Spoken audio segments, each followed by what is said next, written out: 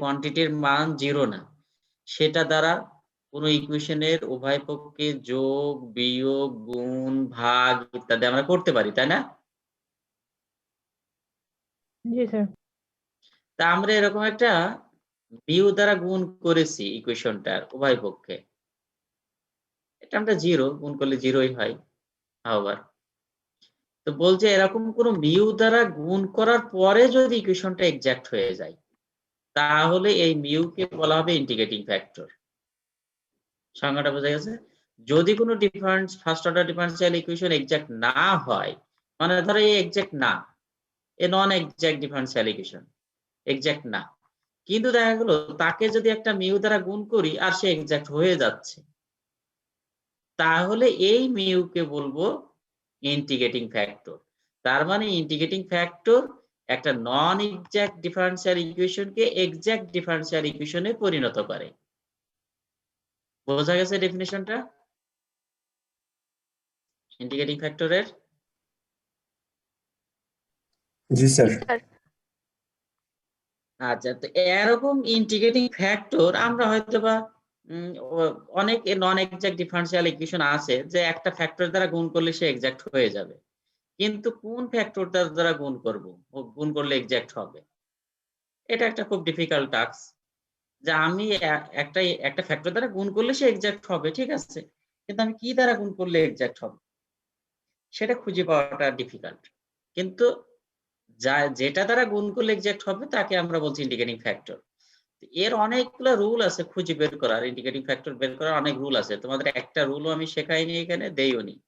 আমরা কতগুলো টাইপ, তোমরা যেহেতু ম্যাথমেটিক্স শিখছো না, জাস্ট ম্যাথমেটিক্স কিভাবে সলভ, এখানে ডিফারেনশিয়াল ইকুয়েশনের কিছু টাইপের ডিফারেনশিয়াল ইকুয়েশন কিভাবে সলভ করা হয় সেটা শেখাবো, বেশি কিছু শেখাবো না। এটা তোমাদের প্রয়োজন লাগবে যতটুকু ততটুকু। এই তা আমাদের তার একটা হচ্ছে যে লিনিয়ার ডিফারেনশিয়াল ইকুয়েশন নিচে আছে, এটার সলভের সময় একটা কনসেপ্ট আসে ইন্টিগ্রেটিং ফ্যাক্টর, তাই আমি ডেফিনিশনটা দিয়ে রেখেছি, আর কিছু না। এই জন্য ইন্টিগ্রেটিং ফ্যাক্টরের ডেফিনিশনটা দিয়ে রেখেছি আমি। ক্লিয়ার?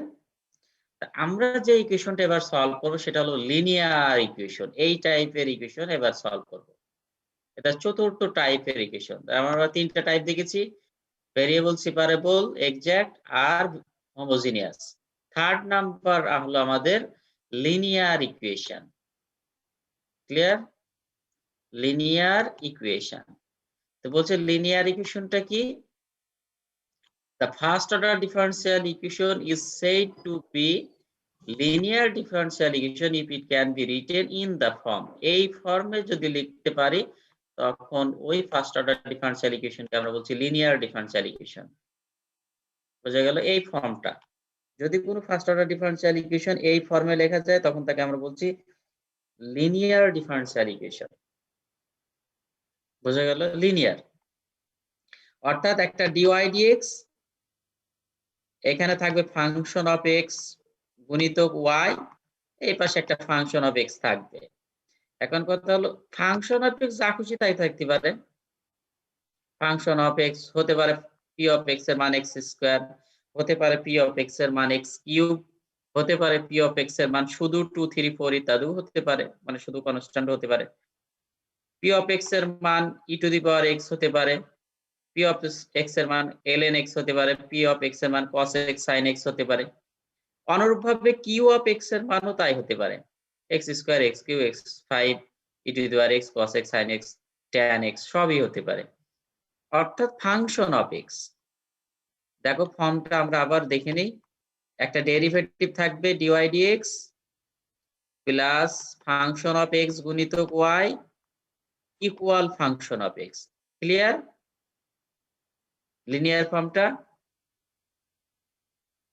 জি স্যার। লক্ষণীয় বিষয় লিনিয়ার ফর্মে এই যে ওয়াইটা, শুধু ওয়াই থাকবে, এই ওয়াইটা সিঙ্গেল ওয়াই থাকবে। এখানে ওয়াই স্কোয়ারও থাকা যাবে না, ওয়াইটা হলো ডিপেন্ডেন্ট ভেরিয়েবল আমাদের। তো ডিপেন্ডেন্ট ভেরিয়েবলের স্কোয়ার থাকলে আর লিনিয়ার বলা হবে না, বা ওয়াই কিউব ইত্যাদি টার্ম থাকলে তখন নন লিনিয়ার বলা হয় তাকে। আমি তোমাদের নন লিনিয়ার ডিফারেনশিয়াল ইকুয়েশন এখানে দেইনি, শুধু লিনিয়ারই আলোচনা করেছি। y স্কয়ার y কিউব যদি হয়ে যায় তখন আমরা বলি non linear. So y square y cube y5 ইত্যাদি হওয়া যাবে না, মানে y এর প্রোডাক্ট আকারে থাকা যাবে না। প্রোডাক্ট শব্দের অর্থ হলো গুণ, মানে y গুণ y মানে y স্কয়ার, y গুণ y গুণ y মানে y কিউব, এভাবে থাকা যাবে না। থাকলে সেটা নন লিনিয়ার হয়ে যাবে। শুধু তাই না, y ও আরেকটা dy dx এরা গুণ আকারে থাকলেও নন লিনিয়ার হয়ে যাবে। এই যে ডিপেন্ডেন্ট ভেরিয়েবলের ডেরিভেটিভ আর একটা ডিপেন্ডেন্ট ভেরিয়েবল এরা গুণ আকারে থাকলেও নন লিনিয়ার হয়ে যাবে। y গুণিত dy dx এরকম টার্মও থাকা যাবে না ইকুয়েশনের মধ্যে। শুধু তাই না, dy dx এর স্কয়ার টার্মও থাকা যাবে না। dy dx এটা হলো ফার্স্ট অর্ডার ডেরিভেটিভ, এটার দুটা গুণ আকারে থাকা যাবে না। দুটা গুণ করলে কি হয়? স্কয়ার হয়ে যায়। এরকম থাকলেও নন লিনিয়ার হয়ে যাবে। অর্থাৎ ডিপেন্ডেন্ট ভেরিয়েবল এবং তার ডেরিভেটিভ দুটার কারোরই প্রোডাক্ট আকারে থাকা যাবে না বা গুণ আকারে থাকা যাবে না। এ দুটাও হবে না, এটাও হবে না। শুধু না, ln y, ln x থাকলে সমস্যা নাই যেটা বললাম, কিন্তু ln y থাকলে নন লিনিয়ার হয়ে যাবে। বা e to the power y এরকম টার্ম থাকলে নন লিনিয়ার হয়ে যাবে। অর্থাৎ ফার্স্ট অর্ডার ডিফারেনশিয়াল ইকুয়েশনের মধ্যে এরকম যদি একটা টার্ম থাকে তাহলে সেটা নন লিনিয়ার হয়ে যাবে। এরকম টার্ম থাকার মানে কি? এটা তোমরা জানো, e to the power y মানে কি 1 plus y plus y square divided by factorial 2 plus y cube divided by factorial 3 এরকমই তো, তাই না? তার মানে e to the power y মানেই এই যে y স্কয়ার টার্ম আছে, y কিউব টার্ম আছে, তার মানে দ্যাট মিন্স নন লিনিয়ার। সব কথার এক কথা, x যাই থাকুক না কেন, x যাই থাকুক না কেন, শুধুমাত্র একটা সিঙ্গেল dy dx থাকবে আর একটা সিঙ্গেল y থাকবে। তাহলে ওই ইকুয়েশনকে আমরা বলবো লিনিয়ার। বোঝা গেল? সিঙ্গেল y, y এর কোনো পাওয়ারটার আকারে থাকবে না, dy dx এর কোনো পাওয়ারটার আকারে থাকবে না, তবেই তাকে লিনিয়ার বলবো। এবার ক্লিয়ার? জি স্যার। নানান ভাবে আমি বললাম তোমাদেরকে বিভিন্ন আঙ্গিকে, এটা হলো লিনিয়ার। অর্থাৎ ডিপেন্ডেন্ট ভেরিয়েবল শুধুমাত্র y আকারে থাকলে তখন আমরা ওটাকে বলবো লিনিয়ার ডিফারেনশিয়াল ইকুয়েশন। প্রবলেম 13, এই লিনিয়ারটাকে সলভের এখন পদ্ধতি আমরা শিখব। প্রবলেম 13 একটাই আমি ইউজ করেছি, এটা একটা থিওরেম, আমি জাস্ট তোমাদেরকে প্রবলেম আকারে দিয়েছি এবং থিওরেমের সাথে একটু যোগ বিয়োগ করেও দিয়েছি। Is linear equation exact? প্রশ্ন করা হচ্ছে লিনিয়ার ইকুয়েশন কি এক্সাক্ট? এক্সাক্ট না আমি জানি, যদি ইফ নট, যদি না হয়, find indicating factor and then solve the linear equation. এটা একটা থিওরেম আকারে আছে, আমি একটু থিওরেমকে কাটছাট করে একটা প্রবলেম আকারে তোমাদের সেট করেছি, কারণ তোমরা প্রবলেম সলিউশন এরকম দেখে অভ্যস্ত, এজন্য। প্রথমে দেখবো লিনিয়ার ইকুয়েশন এক্সাক্ট কিনা। এক্সাক্ট হলে তো গ্রুপ করে সলভ করতে পারবা এক্সাক্ট ডিফারেনশিয়াল ইকুয়েশনের নিয়মে, আর না হলে তাহলে সলিউশন পদ্ধতি আলাদা হবে। তো এই লিনিয়ার ডিফারেনশিয়াল ইকুয়েশন, এটাকে আমি ওই mdx প্লাস ndy এই ফর্মে লিখলাম। এই ফর্মে তো লিখতে পারবা, তাই না? যে কোনো ইকুয়েশনকে এই ফর্মে লিখতে পারবা। এই ফর্মে লেখার উপায় কি?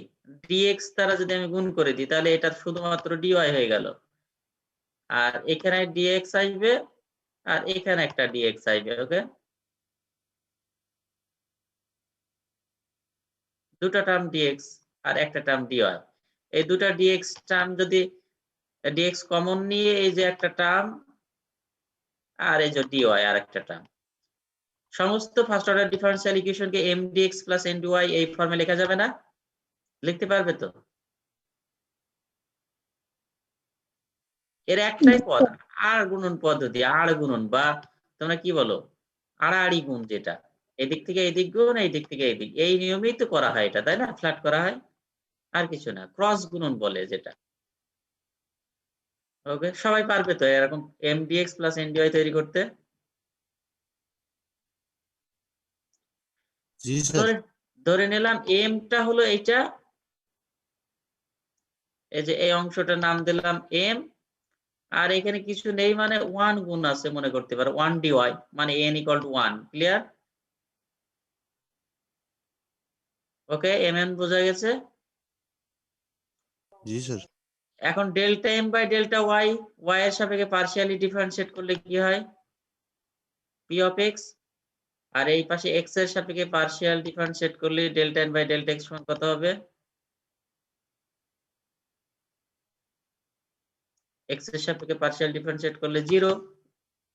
1 তো কনস্ট্যান্ট, কনস্ট্যান্টকে যার সাপেক্ষে ডিফারেন্সিয়েট করো না কেন 0 হবে। ওকে, আর এই পাশে y এর সাপেক্ষে ডিফারেন্সিয়েট করলে এটা p অফ x হবে, এখানে y এর সাপেক্ষে পার্শিয়ালি ডিফারেন্সিয়েট করলে 0 হবে। That means p of x। তো এখান থেকে আমরা লিনিয়ার ইকুয়েশনের ক্ষেত্রে কি পেলাম দেখো তো। লিনিয়ার ইকুয়েশনের ক্ষেত্রে delta m by delta y পেলাম p অফ x, আর delta n by delta x পেলাম কত? 0। তাহলে কি লিনিয়ার ইকুয়েশন এক্সাক্ট হচ্ছে? না স্যার। এক্সাক্ট হতে হলে দুইজন সমান হতে হবে, তাই না? দুইজন সমান হতে হবে।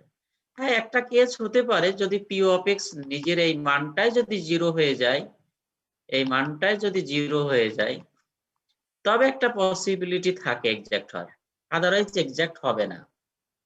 ক্লিয়ার? p অফ x, তো p অফ x যদি 0 হয়ে যায়, তুমি খুব ভালো করে দেখো মূল ইকুয়েশনে p অফ x যদি 0 হয়ে যায়, তার মানে এই টার্মটাই আউট। তাহলে ইকুয়েশনটা কি থাকছে দেখো তো, dy dx equal two q of x না? মানে dy dx equal to function of x হয়ে যাবে, তাই না? জি স্যার। তো ওটা তো ভেরিয়েবল সেপারেবল, দেখো ভেরিয়েবল সেপারেট হয়েই থাকবে। তার মানে ওর ইন্টিগ্রেট মানে ওটা যদি একটু সাজিয়ে লেখো, dx টা ওই পাশে পার করাই দাও, তাহলে dy ইকুয়াল টু যেটা হবে ফাংশন অফ x dx। এটার ইন্টিগ্রেট করা একদম সহজ না? This is variable separable. Integrate করলে এই পাশে y হবে, এর পাশে q অফ x ফাংশন যা দেওয়া থাকবে সেটাকে ইন্টিগ্রেট করে যা হবে তাই, প্লাস একটা ইন্টিগ্রেট কনস্ট্যান্ট। ক্লিয়ার? শুধু সেপারেবল হবে না, ভেরি সিম্পল সেপারেবল ইকুয়েশন হবে যদি p অফ x সমান 0 হয়। বোঝা গেল? আমার কথা হলো যদি p অফ x 0 হয়, তাহলে লিনিয়ার ইকুয়েশনটা অতিশয় একটা সিম্পল সেপারেবল ইকুয়েশন হয়ে যাবে, তাই না? আমার কথা বোঝা যাচ্ছে? জি স্যার। যদি p অফ x 0 যদি না হয়, তাহলে লিনিয়ার ইকুয়েশন এক্সাক্ট না। এটুকু আমরা ক্লিয়ার। p অফ x যদি 0 না হয়, তাহলে আমরা দেখতে পাচ্ছি তাহলে delta m by delta y is not equal to delta n by delta x, so linear is the equation is আমি এই কথাটা এখানে লিখেছি দেখো, hence the linear equation is not exact unless p of x equal to 0। এখানে আবার লিখি p of x equal to 0, then the linear equation reduces into a simple separable equation. On the other hand, if p of x is not equal to 0, p of x যদি not equal to 0 হয়, সচরাচর আমরা যেসব linear equation দিব বা আছে সেখানে p of x সাধারণত 0 না। p of x এর একটা কিছু থাকে মান, একটা কিছু থাকার অর্থই হলো the linear equation is not exact। Linear ইকুয়েশনটা এক্সাক্ট না। নরমালি লিনিয়ার ইকুয়েশন এক্সাক্ট না, একমাত্র একটা ছোট্ট কেস যদি p of x equal to 0 হয় তখন এক্সাক্ট বলতে পারো বা সেপারেবল বলতে পারো, আদারওয়াইজ লিনিয়ার ইকুয়েশন এক্সাক্ট না। তো এক্সাক্ট না, এইটাই আমরা কল্পনা করব। ওই p of x 0 হলে এক্সাক্ট হবে অত কিছু কল্পনা করব না। ওটা হলে পারে তাকে আমরা লিনিয়ারই বলবো না, তাকে পারলে আমরা সেপারেবল বলবো, কারণ সিম্পল সেপারেবল, তাকে আমরা লিনিয়ার ইকুয়েশনের মধ্যে নিয়ে আসবোই না। ক্লিয়ার? তার মানে ইন জেনারেলি লিনিয়ার ইকুয়েশন আমরা বলতে পারি এক্সাক্ট না। যাই হোক, তবে লিনিয়ার ইকুয়েশনকে এখন সলভ করতে হবে। তো আমরা একটা ডেফিনেশন শিখলাম একটু আগে, ইন্টিগ্রেটিং ফ্যাক্টর। এই ডেফিনেশন শেখার কারণে আমরা লিনিয়ার ইকুয়েশন সলভ করবো সেই নিয়ে। ইন্টিগ্রেটিং ফ্যাক্টরের ডেফিনেশন ছিল কি, কোন নন এক্সাক্ট ডিফারেনশিয়াল ইকুয়েশনকে যদি একটা ফ্যাক্টর দ্বারা গুণ করার পর এক্সাক্ট হয়, তাহলে ওই ফ্যাক্টরটা না হলে ইন্টিগ্রেটিং ফ্যাক্টর। তার মানে কোনো ফ্যাক্টর দ্বারা গুণ করলে নন এক্সাক্ট ডিফারেনশিয়াল ইকুয়েশন এক্সাক্ট হয়ে যায়। আমরা ধরে নিলাম consider mu of x is an integrating factor of equation 1। Equation 1 বলতে লিনিয়ার ইকুয়েশনটা আমি উপরে তুলে দিয়েছি। ইকুয়েশন 1 বলতে লিনিয়ার ইকুয়েশনটা, এই যে ইকুয়েশন 1 লিনিয়ার ইকুয়েশনটা এই ফর্মে লেখার পরে, অর্থাৎ লিনিয়ার ইকুয়েশনটার ধরে নিলাম 1 নম্বর ইকুয়েশনের একটা ইন্টিগ্রেটিং ফ্যাক্টর হলো mu of x. Consider mu of x is an integrating factor of equation 1। তাহলে 1 এর ইন্টিগ্রেটিং ফ্যাক্টর যদি মিউ অফ এক্স হয়, তাহলে মিউ এক্স দিয়ে যদি আমরা গুণ করি, তাহলে যে ইকুয়েশনটা পাবো according to definition of integrating factor this equation 2 is exact equation, তাই না? সংজ্ঞা তো তাই বলছে। যদি ইন্টিগ্রেটিং ফ্যাক্টর, আমরা যদি দাবি করছি mu of x is an integrating factor of equation 1, 1 নম্বর ইকুয়েশনের ইন্টিগ্রেটিং ফ্যাক্টর হলো মিউ অফ এক্স, তার মানে মিউ অফ এক্স দ্বারা গুণ করলে 1 নম্বর ইকুয়েশনটা এক্সাক্ট হয়ে যাবে না? জি স্যার। এক্সাক্ট হয়ে যাবে। 1 নম্বর ইকুয়েশনটা এক্সাক্ট না, কিন্তু মিউ অফ এক্স দ্বারা গুণ করার পরে এক্সাক্ট হবে। যদি হয় তাহলে এক্সাক্ট হলে এই এটাকে y এর সাপেক্ষে আর এই পাশেরটাকে x এর সাপেক্ষে ডিফারেন্সিয়েট করলে সমান হতে হবে। এই পাশের যেটা আছে সেটাকে যদি আমরা x এর সাপেক্ষে আর dx এর যে কোএফিসিয়েন্ট সেটাকে যদি y এর সাপেক্ষে পার্শিয়ালি ডিফারেন্সিয়েট করি, তাহলে তারা সমান হতে হবে according to definition of exact differential equation. সমান হলেই তো এক্সাক্ট হবে। তো আমরা সমান লিখেছি, দেখো এটাকে যদি y এর সাপেক্ষে পার্শিয়ালি ডিফারেন্সিয়েট করি তাহলে কি হবে? এখানে mu of x P of x হবে, আর এটা y এর সাপেক্ষে পার্শিয়ালি ডিফারেন্সিয়েট করলে 0 হবে। এই পাশেরটা তো যেমন আছে এরকমই লিখবে, মিউ অফ এক্স তাকে partially differentiate with respect to x, তার মানে আমরা ওই d mu of x dx আকারেই লিখবো, মানে যা আছে তাই লিখলাম, ও পাশে আর কিছু ডেরিভেটিভ আকারেই লিখলাম, এই যে ডেরিভেটিভ আকারেই লিখলাম। ওকে, পার্শিয়ালকে অর্ডিনারি লেখা যায় mu of x, this mu is a function of a single independent variable x. So এখানে অর্ডিনারি পার্শিয়াল একই অপারেটর লেখা যায়। এ পাশে তাহলে পার্শিয়াল ডিফারেন্সিয়েট এটা, এ পাশে এটা পেলাম। এটা যদি আমরা একটু সাজিয়ে লিখি, পি অফ এক্স, এই ডি অফ এক্সটা যদি এই পাশে নিয়ে যায় তাহলে গুণ হয়ে যাবে পি অফ এক্স ডিএক্স, আর মিউ অফ এক্সটা যদি এই পাশে নিয়ে আসি তাহলে কি হয়ে যাবে? ভাগ হয়ে যাবে। ওকে, দেখা যায় তো। এখন by integrating we get, integrate করলে কি হবে? যে d mu of x divided by mu of x, এটাকে ইন্টিগ্রেট করলে কত হবে? ln mu of x. Okay, আর এই পাশেরটা ইন্টিগ্রেট করলে কত হবে? যেহেতু ফাংশনের মান দেওয়া নেই, সরাসরি ইন্টিগ্রেট সিম্বলই রাখবে, কিছু করার নাই। আমরা যখন অঙ্ক করব তখন মান দেওয়া থাকবে, ইন্টিগ্রেট করে যা হবে তাই বসাবো, কিন্তু এখন ইন্টিগ্রেট সিম্বলই রেখে দিলাম। ওকে, ইন্টিগ্রেট করলাম, ইন্টিগ্রেটটা বোঝা গেছে, এই ইকুয়েশনটাকে ইন্টিগ্রেট করলাম।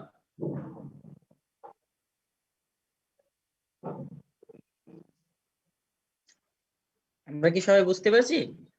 জি স্যার। জি sir.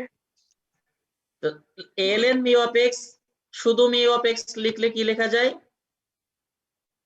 e to the power integration of p of x dx. Okay, তোমরা জানোই ln যদি তুলে দিই তাহলে অপর পাশে কি হবে? e টু দি পাওয়ার হবে না? জি স্যার। এটাই সেই মিউ অফ এক্স বা ইন্টিগ্রেটিং ফ্যাক্টর যেটা দ্বারা লিনিয়ার ইকুয়েশনকে গুণ করলে সে এক্সাক্ট হয়ে যাবে। এটাই সেই ইন্টিগ্রেটিং ফ্যাক্টর। এই ফর্মুলাটা দ্বারা আমরা লিনিয়ার ইকুয়েশনের ইন্টিগ্রেটিং ফ্যাক্টর বের করব। ক্লিয়ার? এই সূত্রটা দ্বারা আমরা কি করব? লিনিয়ার ইকুয়েশনের ইন্টিগ্রেটিং ফ্যাক্টর বের করব। বিভিন্ন ইকুয়েশনের ইন্টিগ্রেটিং ফ্যাক্টর বের করার বিভিন্ন রুল আছে, তো আমি ওইসব রুল তোমাদের শিখাচ্ছি না, আমি শুধুমাত্র লিনিয়ার ইকুয়েশনের ইন্টিগ্রেটিং ফ্যাক্টর নির্ণয় করার রুলটা শিখলাম আমরা, অন্য কোনো ইকুয়েশনের না। লিনিয়ার ইকুয়েশনের ইন্টিগ্রেটিং ফ্যাক্টর বের করার নিয়ম হলো এইটা। একাক ইকুয়েশনের ইন্টিগ্রেটিং ফ্যাক্টর নির্ণয় করার পদ্ধতি এক এক রকম। আমরা এখন যেটা শিখলাম লিনিয়ার ইকুয়েশনের ইন্টিগ্রেটিং ফ্যাক্টর বের করার নিয়ম হলো e to the power p of x dx। ওকে, এইটা এই ফর্মুলার সাহায্যে আমরা লিনিয়ার ইকুয়েশনের ইন্টিগ্রেটিং ফ্যাক্টর বের করব। এই ফর্মুলার সাহায্যে যে ইন্টিগ্রেটিং ফ্যাক্টর বের হবে সেই ইন্টিগ্রেটিং ফ্যাক্টর দ্বারা লিনিয়ার ইকুয়েশনের উভয় পক্ষে গুণ করে দিব। গুণ করলে সে এক্সাক্ট হয়ে যাবে। এক্সাক্ট হয়ে গেলে কি করব? গ্রুপ করে সলভ করতে পারবো। ক্লিয়ার? জি স্যার। স্যার আমরা এটা যেহেতু থিওরেম টাইপের করছি, দেখো এখানে অরিজিনাল ইকুয়েশনটাকে আমরা ওই ইন্টিগ্রেটিং ফ্যাক্টর দ্বারা গুণ করে দিয়েছি। এই যে ই টু দি পাওয়ার এই ইন্টিগ্রেটিং ফ্যাক্টর, এই টার্মের সাথে ইন্টিগ্রেটিং ফ্যাক্টর, তিনটা টার্ম আছে, এই তিনটা টার্মের সাথে ইন্টিগ্রেটিং ফ্যাক্টর দ্বারা গুণ করে দিয়েছি। করে যেহেতু তাহলে এখন এটা এক্সাক্ট ডিফারেনশিয়াল ইকুয়েশন, এক্সাক্ট হলে গ্রুপ করা যাবে। আমি একটা টার্ম এই গ্রুপের মধ্যে দেওয়ার দরকার নেই, কারণ এখানে সব এক্স আছে। দিস ইজ dx, এর dx অপারেটর আছে সব এক্স, একে আর গ্রুপের মধ্যে দেওয়ার দরকার নেই। এই দুটোকে গ্রুপ করা যাবে। গ্রুপ করার একটা সহজ পদ্ধতি মনে হয় বলে দিয়েছিলাম, যে dy থেকে সমস্ত x আর dx অপারেটর থেকে সমস্ত y গুলা নিলেই গ্রুপ হবে, তাই না? dy অপারেটর থেকে সমস্ত x গুলা নিবে আর dx থেকে সমস্ত y গুলা নিবে। এখানে y মনে রাখবে, লিনিয়ার ইকুয়েশনের শুধু একটা y থাকে। তোমাদের প্রথমেই ডেফিনিশনে বললাম, লিনিয়ার ইকুয়েশনের ক্ষেত্রে y স্কয়ার y কিউব বা জটিল কোনো y থাকবে না, শুধু একটা y থাকবে লিনিয়ার ইকুয়েশনের। তার মানে y নেওয়া মানে ওই একটা y। যাই হোক, dx এর সামনে সমস্ত y গুলা, dx এর সামনে থেকে সমস্ত y গুলা আর dy এর সামনে থেকে সমস্ত x গুলা নিলেই গ্রুপ হয়ে যাবে। এই যে গ্রুপ হয়ে গেল। গ্রুপটা সহজে করা যাবে তো, না? জি স্যার। এটাকে আমরা ইউভি রুল প্রয়োগ করলে উপরের দুটো টার্ম পাবো। এটাকে ইউভি অর্থাৎ ডিফারেন্সিয়েট অফ এটা, এখানে দুটো টার্ম আছে পাশাপাশি, এটা একটা ইউভি রুল প্রয়োগ করলে উপরের দুটো টার্মই পাবো। যাই হোক, আমাদের করার দরকার নেই, আমরা ওইভাবে সংক্ষেপে যেটা বুঝলাম সেভাবে গ্রুপ করব।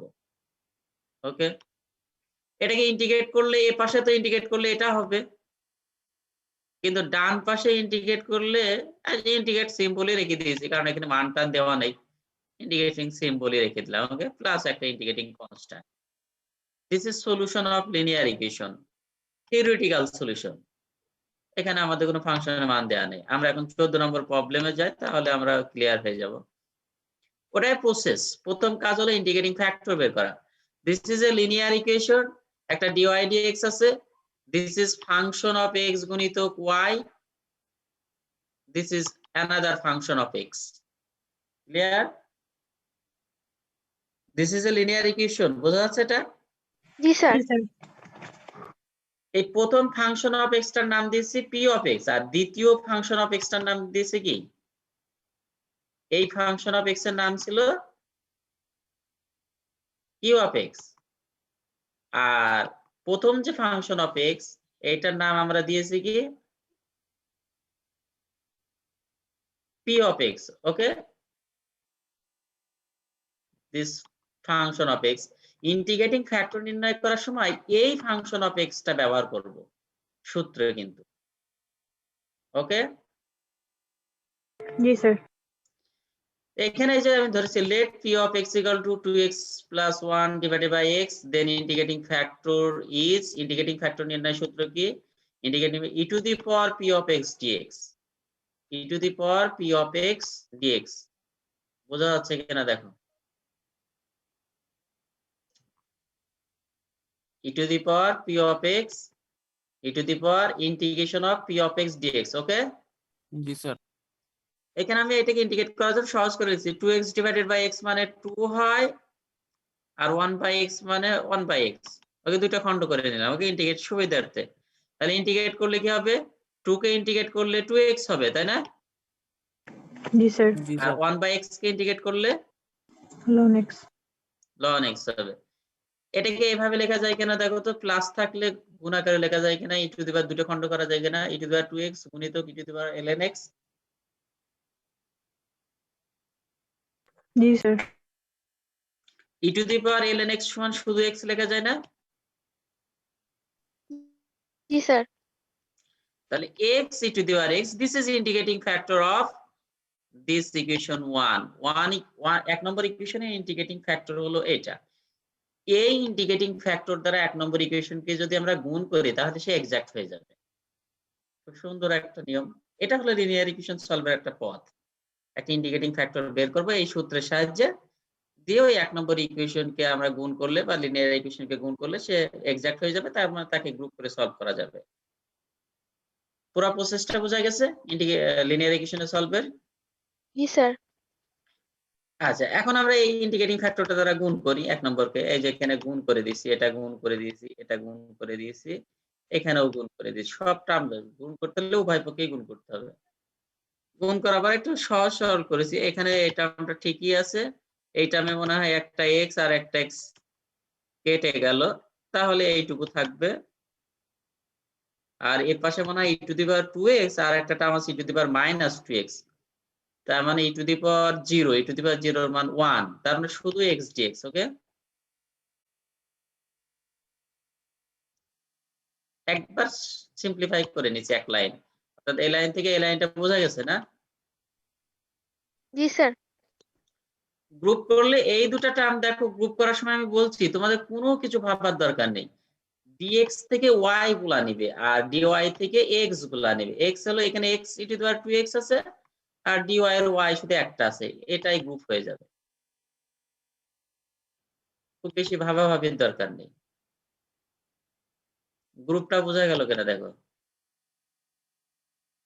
dy থেকে নিলাম x e⁻²x মানে সমস্ত x গুলা, আর dx থেকে সমস্ত y গুলা। এখানে শুধু y থাকবে, সমস্ত y বলতে শুধু y ই থাকবে লিনিয়ার ইকুয়েশনের বেলায়। আর ডান পাশে তো গ্রুপ করা লাগবে না, এ তো যা আছে তাই। গ্রুপ বোঝা গেছে? জি স্যার।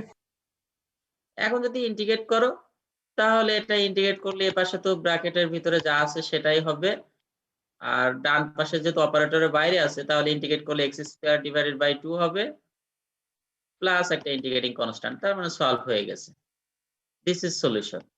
তা আমরা অনেক সময় সলিউশন বলতে আসলে y ফাংশন অফ x কে বুঝি।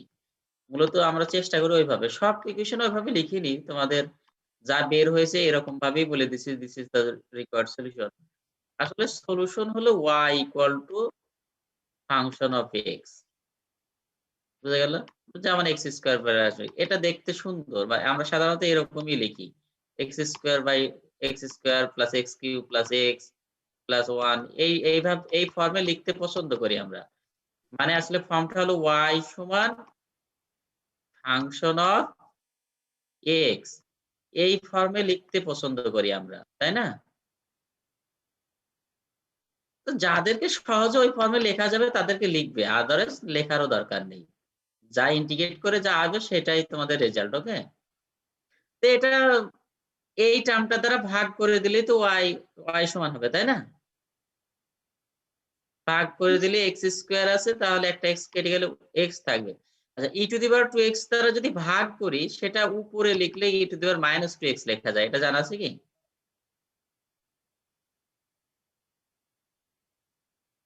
জি স্যার। এটা কিভাবে হলো স্যার?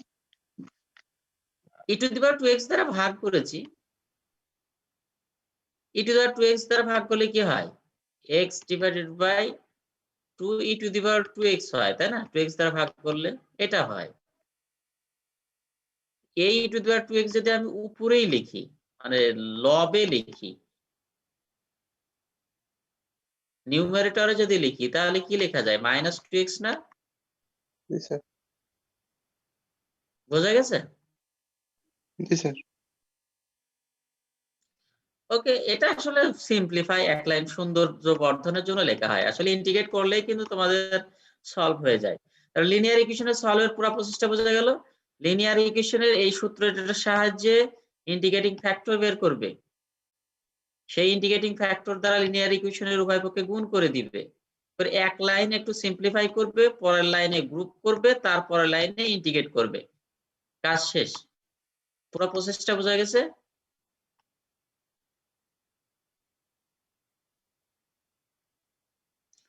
আমি এখানে আরেকটা লিনিয়ার ইকুয়েশনের সলভ দিয়েছি। লিনিয়ার ইকুয়েশনের, তার মানে লিনিয়ার ইকুয়েশনকে আমরা এক্সাক্ট বানিয়ে সলভ করছি, আর কিছু না। একটা ইন্ডিকেটিং ফ্যাক্টর বের করার মাধ্যম দিয়ে লিনিয়ার ইকুয়েশনকে এক্সাক্টে পরিণত করে সলভ করছি গ্রুপ করে। খুব সুন্দর। Solve the initial value problem, এটা কিছুই না, এখানে একটা ইনিশিয়াল ভ্যালু প্রবলেম দেয়া আছে, আর কিছু না। সো এটাকেও এই ফর্মে লেখা হলো, এটার ইন্ডিকেটিং ফ্যাক্টর বের করা হবে e to the power p of x dx। এখানে এটা হরকে ইন্ডিকেট করে লব পাওয়া যায়, তাই এখানে ln হর এটা ইন্ডিকেটিং। এই 2 টা আমরা সাধারণত এখানে দিলে স্কয়ার হয়ে যায়, এভাবে লেখা যায় e to the power ln বলতে শুধুমাত্র এটা লেখা যায়, দিস ইজ ইন্ডিকেটিং ফ্যাক্টর। ওই ইন্ডিকেটিং ফ্যাক্টর দ্বারা গুণ করেছি, প্রত্যেকটা টার্মকে গুণ করেছি, পরের লাইনে এক লাইন একটু সিম্পলিফাই করেছি, কারণ এখানে দেখো একটা স্কয়ার টার্ম, এখানে একটা টার্ম বাদ দিয়ে দেওয়া যায়, এই যে বাদ দিয়ে দিয়েছি। ওকে, এই জন্য এক লাইন ক্যালকুলেশন করে নিয়ে সিম্পলিফাই করছি। এই দুটো টার্ম গ্রুপ করার জন্য dy থেকে সমস্ত x আর dx থেকে শুধু y নিলেই গ্রুপ হয়ে গেল। সো একে ইন্টিগ্রেট করলেই সলিউশন হয়ে যাবে। তবে ইনিশিয়াল ভ্যালু প্রবলেম যে একটা কন্ডিশন দিয়ে আছে, কন্ডিশনটা অ্যাপ্লাই করে c এর মান বের করবে। বা ইন্টিগ্রেট করেছি, তার মানে হয়ে গেছে। এখন যদি কন্ডিশনটা ইউজ করি, এখানে c এর একটা ভ্যালু পাওয়া যাবে, আর কিছু না। নাম্বার 15 আর একটা লিনিয়ার প্রবলেম আমি একটু সেট করেছি। এটা কিন্তু y স্কয়ার আছে, তার মানে this is not a linear equation. আমার কথা বোঝা যাচ্ছে কি? জি y স্যার। স্কয়ার আছে, এটা লিনিয়ার ইকুয়েশন না। তবে লিনিয়ারের মাধ্যম দিয়ে সলভ করা যায় কিভাবে জানো? এখানে দেখো dx dy লেখা হয়েছে, dx dy। এটা এইভাবে লেখা হলো dx dy। এটাকে দুটো টার্ম আছে, এটা আর এটা, এই দুটো টার্ম থাকার কারণে দুই খণ্ড করে লেখা হয়েছে। খুব সুন্দর করে লিখতে চাইলে এভাবে লেখা যায়। এখানে এই dx dy লেখার কারণে এখানে দেখো dx dy function of y গুণিতক x equal function of y। তো এটা লিনিয়ার ইকুয়েশন, মূলত আমরা ডিপেন্ডেন্ট ভেরিয়েবলকে আমরা y কেই ধরবো সবসময়। তার মানে লিনিয়ার ইকুয়েশন না হলেও যদি আমরা একটু উল্টা ভাবে কল্পনা করি, অর্থাৎ ডেরিভেটিভটা এইভাবে লিখি, তাহলে আমাদের ডিপেন্ডেন্ট ভেরিয়েবলটা একটু উল্টায় যাচ্ছে মানে x হয়ে যাচ্ছে ডিপেন্ডেন্ট ভেরিয়েবল আর y ইন্ডিপেন্ডেন্ট হচ্ছে। তখন আমরা এটাকে বলতে পারি, উল্টা ভাবে বলতে পারি, this is linear equation in x, not y এর লিনিয়ার না, x এর লিনিয়ার ইকুয়েশন। এবার একটু উল্টা ভাবে কল্পনা করো, x এর জায়গায় y, y এর জায়গায় x কল্পনা করো। বোঝা গেল?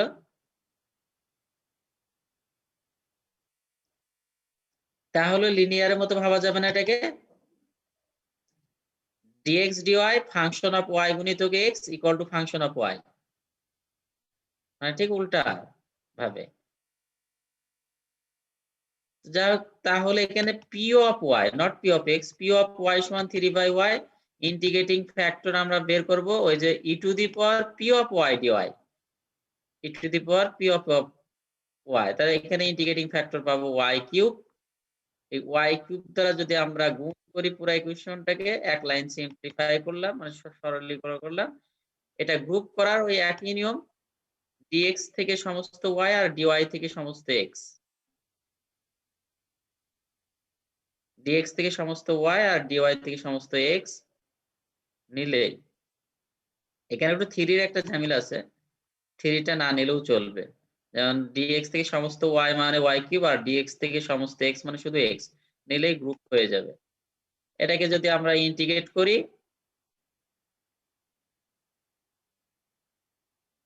ইন্টিগ্রেট করলে এটা পেলাম। তো এটা আমাদের আসলে এখানে independent variable x, dependent variable y, এটা ঠিকই আছে। তো আমরা সলভ করার সুবিধার্থে একটু মানে সলভ করার সময় একটু টেকনিক চেঞ্জ করে করলাম, আর কিছু না। মানে সলভ করার সময় একটু ভিন্নভাবে করলাম। 15 নাম্বার বোঝা গেছে কি? এটা সেম জি স্যার। মেথড, একটু ভিন্নভাবে করলাম। যাই হোক, বার্নৌলি ইকুয়েশন, আমাদের আরেকটা ফার্স্ট অর্ডার ডিফারেনশিয়াল ইকুয়েশন আছে, যে টাইপটার নাম বলছি আমরা বার্নৌলি ডিফারেন্সিয়াল ইকুয়েশন। ওকে, বার্নৌলি ডিফারেন্সিয়াল ইকুয়েশন বলছে দেখো একেবারে এক্স্যাক্টলি লিনিয়ার ডিফারেন্সিয়াল ইকুয়েশনের মতোই form. An equation of the form dy dx function of x গুণিতক y equal to function of x, কিন্তু এখানে একটা y to the power n, পার্থক্য হলো এই y to the power n টা বেশি আছে লিনিয়ার ইকুয়েশনের থেকে। এটাকে তখন আমরা বলছি বার্নৌলি ইকুয়েশন। তবে খেয়াল করো n এর মান যদি 0 হয়, y টু দি পাওয়ার 0 মানে 1, তার মানে সে লিনিয়ার। কিন্তু আবার n এর মান যদি 1 হয় তাহলে শুধু y টু দি পাওয়ার 1 মানে y, শুধু y হলেও সে লিনিয়ার, শুধু y হলেও লিনিয়ার। তার মানে n এর মান 0 1 হলে বার্নৌলি ইকুয়েশনকে লিনিয়ার ইকুয়েশন নামেও ডাকা যায়। n এর মান 0 এবং 1 এর বেলায় বার্নৌলিকে বার্নৌলি না ডেকে লিনিয়ার নামেও ডাকা যায়। এই জন্য আমরা করব কি, n এর মান 0 এবং 1 এর জন্য বার্নৌলি ইকুয়েশনকে কল্পনা করব না, কারণ n এর মান 0 1 হলে তো লিনিয়ার হয়ে যায়। তার মানে তাকে আর বার্নৌলি নামে ডেকে কি লাভ? তাকে বার্নৌলি নামেও ডাকা যায়, কিন্তু তাকে আমরা বার্নৌলি না ডেকে লিনিয়ার ডাকবো। আমরা n এর মান 2 3 4 5 ইত্যাদির জন্যই বার্নৌলি কল্পনা করব। -1 -2 -3 হলেও হবে, ওটা বাদ দিলাম। ওকে, তো n এর মান 2 3 4 5 ইত্যাদি ধরলে যে বার্নৌলি হয় সেটাই কল্পনা করব। আমি এখানে একটা কথা তোমাদের বোঝার সুবিধা লিখে রেখেছি, if n equal to 0 and 1 then this Bernoulli equation is exactly linear equation। তার মানে তাকে আর বার্নৌলি। তো যাক, লিনিয়ার ইকুয়েশন সলভ তো আমরা খুব দেখলাম, খুব সহজে লিনিয়ার ইকুয়েশন সলভ করা যায়। একটা ইন্টিগ্রেটিং ফ্যাক্টর বার করে উভয়পক্ষে গুণ করে গ্রুপ করে সলভ করলাম লিনিয়ার ইকুয়েশন। বার্নৌলির সলভের পদ্ধতি দেখি। তো বার্নৌলির সলভের পদ্ধতি n এর মান 0 1 হলে সলভের পদ্ধতি শেখার কোনো দরকার নেই, সেটা তো লিনিয়ার ইকুয়েশন, তাই তাকে সলভ ওইভাবেই করা যায়। তো তার জন্য আমরা শিখে কি করব, আমরা এখানে যেটা দেখেছি যে বার্নৌলির n এর মান 0 1 বাদে কল্পনা করলাম। 0 1 কল্পনা করে লাভ নেই, ও তো খুব সহজে সলভ করা যায়।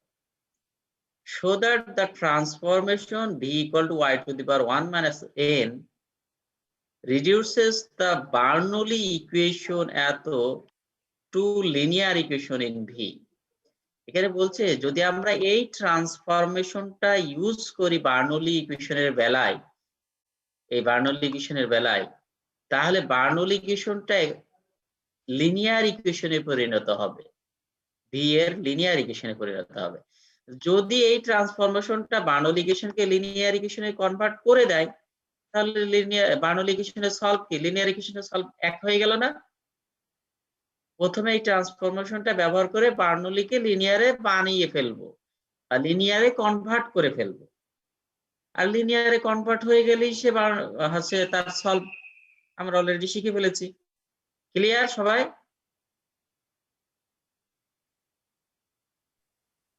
জি স্যার। এখন এটা থিওরেম, বুঝা গেলে ভালো হতো। আরেকবার আমার কথাটা দেখো, এখানে একটা ট্রান্সফরমেশন ইউজ করা হয়েছে, যে ট্রান্সফরমেশন বলছে show that the transformation reduces the Bernoulli equation to linear equation. বলছে যদি বার্নৌলি ইকুয়েশনে এই ট্রান্সফর্মটা ব্যবহার করি তাহলে সে লিনিয়ার ইকুয়েশনে পরিণত হবে। সহজ কথা বোঝা যায়নি? জি স্যার। পরে দেখবো, কিন্তু আগে কথাটা বোঝা গেল কেন, দেখি এই ট্রান্সফরমেশনটা যদি বার্নৌলি ইকুয়েশনের উপর অ্যাপ্লাই করা যায় সে লিনিয়ারে কনভার্ট হয়ে যাবে, আর লিনিয়ারে কনভার্ট হয়ে গেলে তার সলিউশন তো আমরা জানি, তাই না? জি স্যার।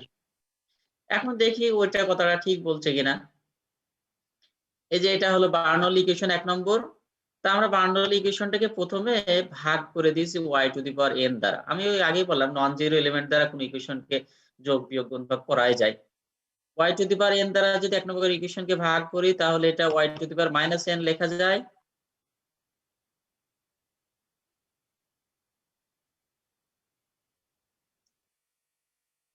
এই ইকুয়েশনে y to the power 1 - n লেখা যায়। এই ইকুয়েশনে y to the power n দ্বারা ভাগ করলে শুধু q অফ x লেখা যায়। যেখানে y to the power n দ্বারা ভাগ করলে কি y to the power n কাটা গেল, শুধু q অফ x। ওকে, এখানে একটা y আছে আর একটা y to the power n দ্বারা ভাগ করো, তাহলে y divided by y to the power n হবে। তা আমি উপরে লিখেছি তাই 1 মাইনাস n লিখেছি, লেখা যায়? আর এই টার্মকে একটা y to the power n দ্বারা ভাগ করলে এটা লেখা যায়? জি sir. y to the power n দ্বারা ভাগ করেছি। এই ভাগ করার পর এই যে এখানে যে yটা থাকবে, এই yটা সমান v যদি ধরি, এটা থিওরেম বলছে যদি এটা v ধরি তাহলে বার্নৌলি ইকুয়েশন লিনিয়ার ইকুয়েশনে কনভার্ট করবে, থিওরেম বলছে। আমি কোনো প্রবলেম আকারে লিখেছি, এখানে থিওরেম এটা আসলে। থিওরেমে যেটা বলছে সেই ট্রান্সফর্মটা ইউজ করে v = y to the power 1 minus n। x এর সাপেক্ষে ডিফারেন্সিয়েট করলে dv dx হবে। x এর সাপেক্ষে ডিফারেন্সিয়েট করলে 1 minus n y to the power minus n dy dx। এখান থেকে যদি আমরা লিখি y to the power minus n dy dx = এটা লেখা যায়। এই মানটা আমরা বসিয়ে দিই, 2 নম্বর ইকুয়েশনে বসিয়ে দিই। 2 নম্বর যে বার্নৌলি ইকুয়েশন, এই ইকুয়েশনে মানটা বসায় দিব। এটার জায়গায় বসাবো এই অংশটুকু, এই যেখানে বসিয়ে দিয়েছি। এইটার জায়গায় বসাবো এই যে v, এটা সমান যেহেতু v ধরেছি, তাহলে p of x v equal q of x। Already linear equation হয়ে গেছে। আমরা একটু সহজ সরল করে গুণ করে লিখলাম, সাপোজ এটা 1 মাইনাস n দ্বারা গুণ করে দিলাম। এ দেখো dv dx একটা অপার ফার্স্ট অর্ডার ডিফারেন্সিয়াল বা ডেরিভেটিভ একটা। এখানে দেখো একটা ফাংশন অফ x আছে গুণিতক b equal to function of x। বোঝা যাচ্ছে কি? dv dx function of x গুণিতক b equal function of x।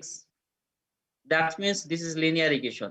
1 minus n ওটা তো একটা কনস্ট্যান্ট, n এর মান 2 হলে তাহলে 1 minus 2 মানে হচ্ছে কত? -1 মানে কনস্ট্যান্ট। তার মানে this is function of x।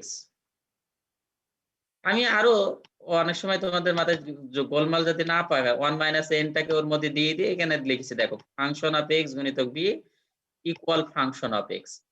That means this is linear equation in v। বোঝা যাচ্ছে কি এটা লিনিয়ার ইকুয়েশন?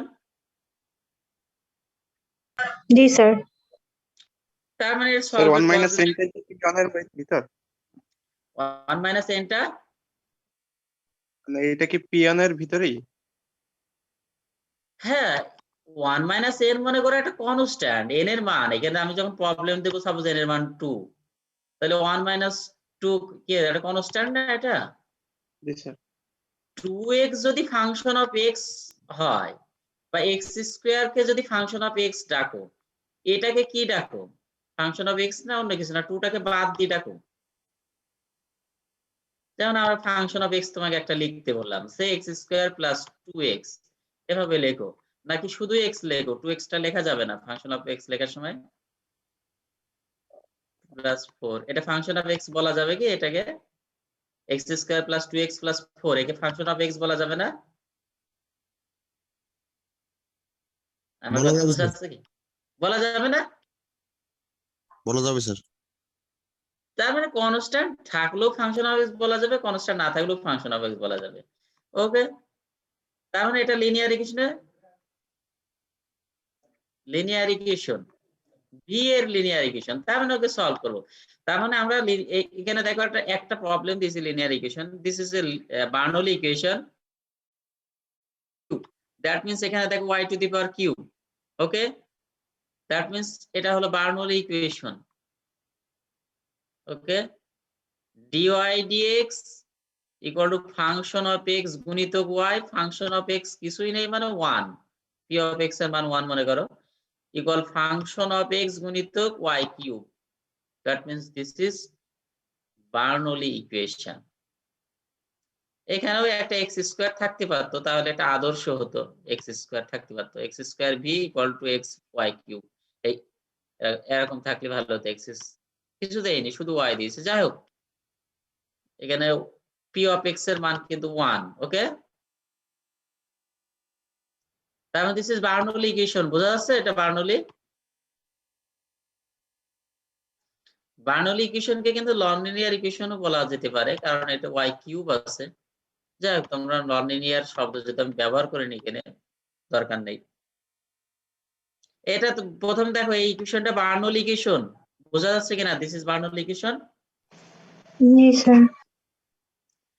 বার্নৌলি ইকুয়েশনের আমরা কি কাজ করি? প্রথমে এই y to the power cube দ্বারা ভাগ করে দিব। প্রথম কাজ y to the power cube দ্বারা ভাগ করে দিলাম। ওকে? জি স্যার। স্যার তারপরে এইখানে যে yটা থাকবে সেটা সমান v ধরবো। মানে থিওরেমে যে কাজটা করলাম। ওকে? এটা সমান v ধরবো। একে x এর সাপেক্ষে ডিফারেন্সিয়েট করব, করলে এটা পাওয়া গেল। x এর সাপেক্ষে ডিফারেন্সিয়েট, এরকম সহজ ডিফারেন্সিয়েট তোমরা নিজেরা সবাই পারো। দিয়ে এই ডিফারেন্সিয়েশনের যে মানটা পাবো এই মানটা ওখানে বসাই দিব।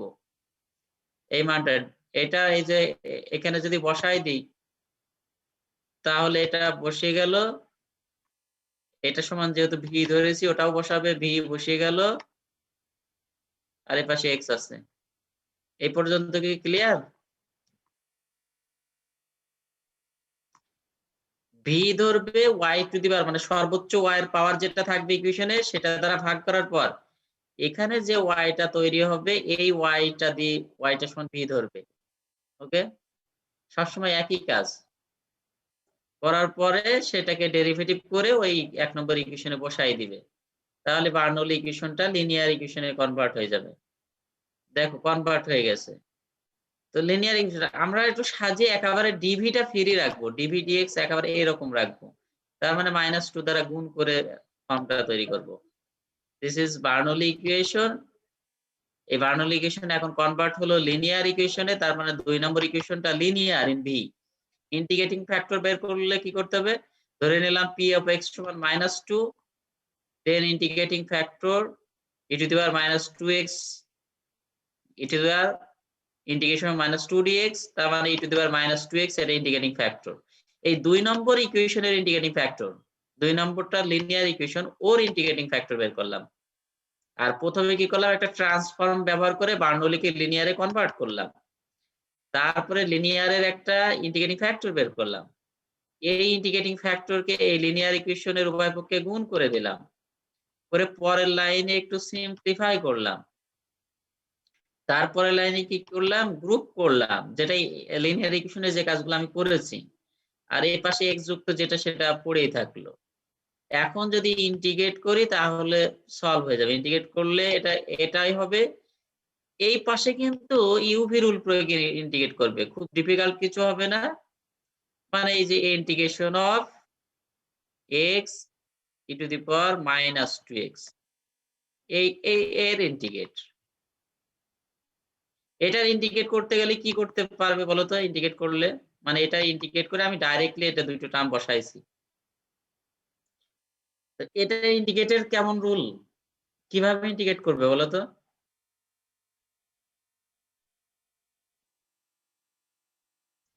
বাম পাশে তো এটা ডি এর ভিতরে আছে, সো ইন্টিগ্রেট করলে যেটা আছে ব্র্যাকেটে সেটাই বসবে। কিন্তু ডান পাশে তো ব্র্যাকেটের মানে ডি অপারেটরের বাইরে আছে, তার মানে ইন্টিগ্রেট করে যা হবে সেটা বসাতে হবে। এটা এই ইন্টিগ্রেটটা কিভাবে করবে? স্যার ইউভি রুল করে। হ্যাঁ, ইউভি রুল করে। কাকে ইউ ধরবে? স্যার এক্স কে ইউ ধরবো আর ভি ধরবো e to the power -2x কে। এই তো হয়ে গেল। একবার ইন্টিগ্রেট করলেই হয়ে যাবে, একবার রুল প্রয়োগ করলে। ওকে, পারা যাবে তো না? জি স্যার। হয়ে গেল, আমাদের অলরেডি সলভ হয়ে গেছে। তো এখানে যে ভি আছে অরিজিনাল ইকুয়েশনে তার ভি ছিল না, ভি এর মানটা ফিরাই দিবে। এই যে ভি সমান y টু দি পাওয়ার -2 সমান যে ভি ধরেছিলাম না, এটা সমান যে ভি ধরেছিলাম এই মানটা আবার পুনরায় সাবস্টিটিউট করে দিবে। তার মানে ভি ইকুয়াল টু 1/y² বলতে পারো। এর মানটা বসিয়ে দিবে। দিয়ে এটা হলো আমাদের সলিউশন। ওকে, বার্নৌলি এভাবে সলভ করতে হবে। তো যাই হোক, বার্নৌলিকে সলভ করলাম কি? প্রথমে একটা ট্রান্সফরমেশন ধরে নিয়ে তাকে লিনিয়ার বানালাম। এখানে একটা ট্রান্সফরমেশন ধরে নিয়ে তাকে লিনিয়ার বানালাম। লিনিয়ার বানানোর পরে ইন্টিগ্রেটিং ফ্যাক্টর বের করে লিনিয়ারের সলভ আর কি। শেষে পুনরায় সাবস্টিটিউট। আমরা এই কাজগুলো কেন করছি? তোমাদের শুরুতেই বলছিলাম আমাদের টার্গেট হলো ডিফারেনশিয়াল একটা ইকুয়েশন সলভ করতে হবে। আমরা যেহেতু first order differential equation solve করছি, আমরা ফার্স্ট অর্ডার ডিফারেনশিয়াল কে আমরা চেষ্টা করছি একবার ইন্টিগ্রেট করব। প্রথম টার্গেট হলো একটা ফার্স্ট অর্ডার ডিফারেনশিয়াল কে একবার ইন্টিগ্রেট করলে সলিউশন হয়ে যাবে। কিন্তু একবার ইন্টিগ্রেট করা শুধু ভেরিয়েবল সেপারেবল ছাড়া আর কাউকে সাথে সাথে একবার ইন্টিগ্রেট করতে পারছি না। এক্সাক্টের বেলায় একবার ইন্টিগ্রেট করছি গ্রুপ করে নেওয়ার পর। হোমোজিনিয়াসের বেলায় একটা ট্রান্সফর্ম ব্যবহার করে ইন্টিগ্রেট করছি। তোমরা অনেক ইন্টিগ্রেট করার সময় এই কাজটা করেছো। যেমন আমি যদি বলি সাইন ইনভার্স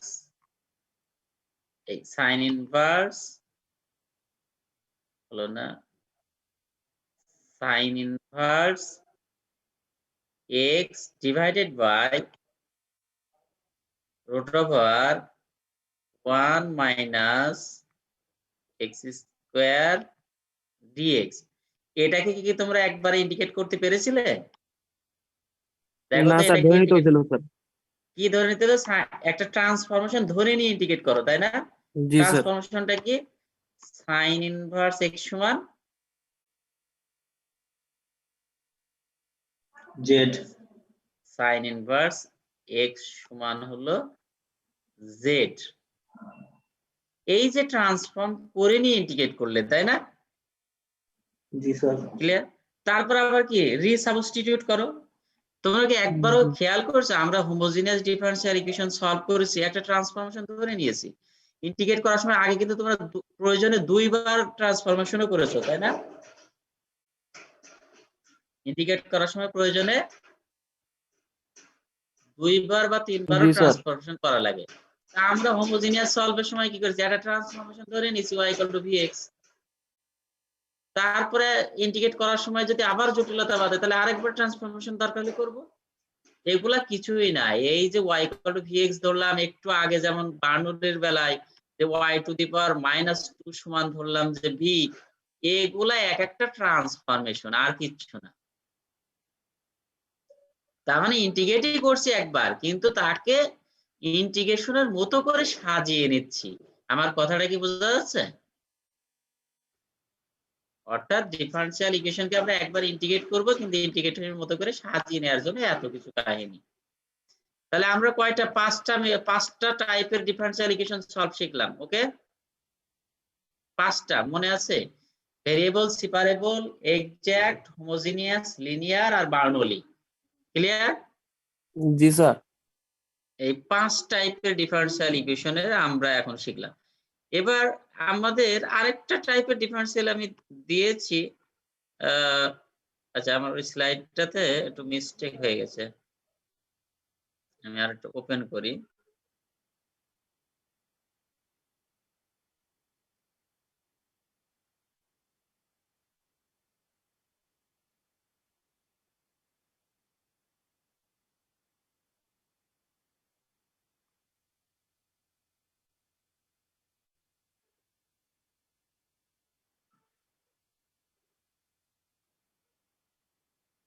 আচ্ছা, কোন পর্যন্ত গেলাম? বার্নৌলি।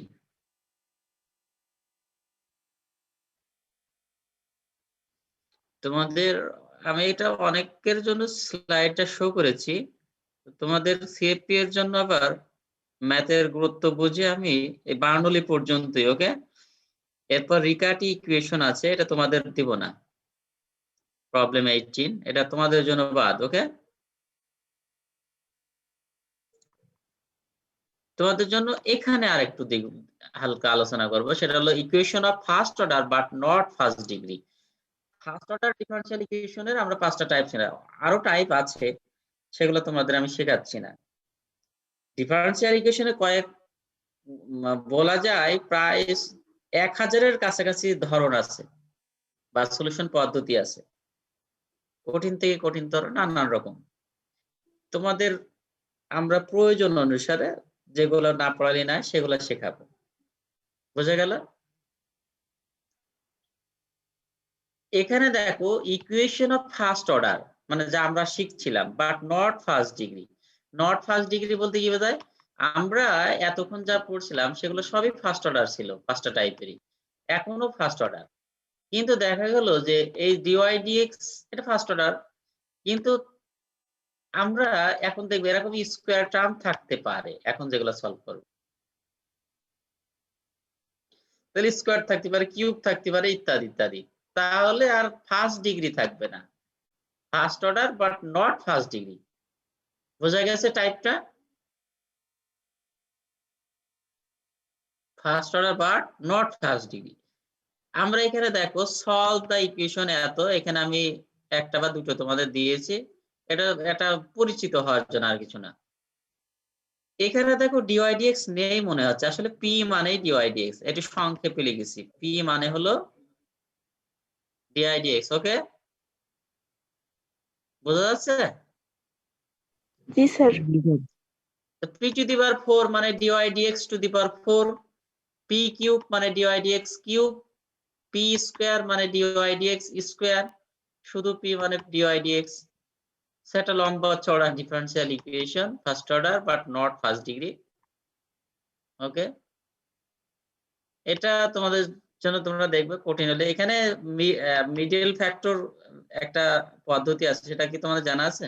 ফ্যাক্টরাইজেশন যে পদ্ধতি, মিডল টার্ম ফ্যাক্ট নাকি জানো বলে এসেছে, ফ্যাক্টরাইজেশন, মূলত ফ্যাক্টরাইজেশন।